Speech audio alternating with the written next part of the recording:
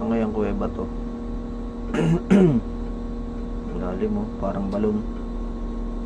Hinigyan ng tali para makababa. Yan, bumaba na siya. Lalim. Oh, may kuweba, may bahay sa loob. May tambayan. Pwestuhan siguro yan. Ano? Buti nakakahinga pa yung tao dyan. Oh, may mukha pa oh. May drawing pa. Oh, yan pa.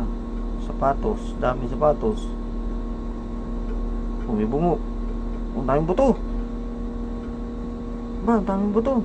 Oh, dami, nakasalansan. Grabe. Hala.